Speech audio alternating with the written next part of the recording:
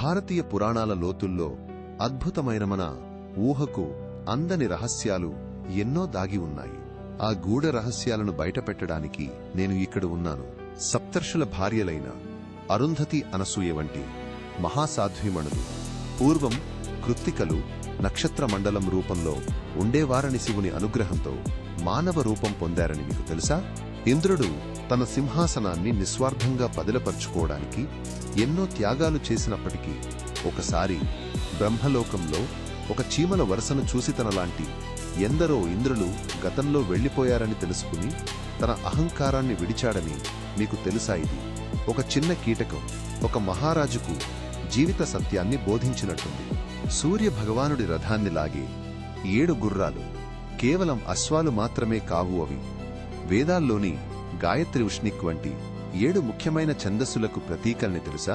మనుష్యుల కర్మలను లెక్కించే చిత్రగుప్తుడయముడి లెక్కల్లో లోపాలు వచ్చినప్పుడు బ్రహ్మదేవుని శరీరం నుండి జన్మించాడని, అందుకే అతన్ని కాయస్థుడు అని పిలుస్తారని తెలుసా?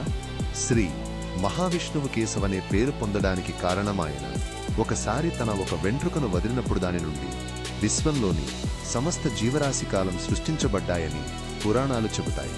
పరశురాముడి తండ్రి జమదగ్ని మహర్షి వద్ద ఉన్న కామధేనువును సహస్ర బాహువుల కార్తవీర్యార్జునుడు అహంకారంతో అపహరించగాదాని పర్యవసానంగా పరశురాముడు క్షత్రియ సంహారం చేశాడని తెలుసా?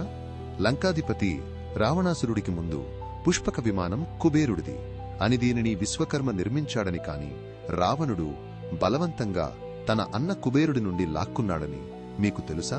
పరశురాముడి తల్లి రేణుకాదేవి తన పతివ్రతా ధర్మానికి ప్రతీకగా రోజూ నది నుండి మట్టి కుండలో నీళ్లు తీసుకువచ్చేదని ఒకనాడు ఆమెకు కలిగిన చిన్న సందేహం వలన ఆ శక్తిని కోల్పోగాజమదగ్ని ఆగ్రహించి ఆమె శిరచ్ఛేదనం చెయ్యమని తన కుమారులను ఆజ్ఞాపించాడని మీకు తెలుసా?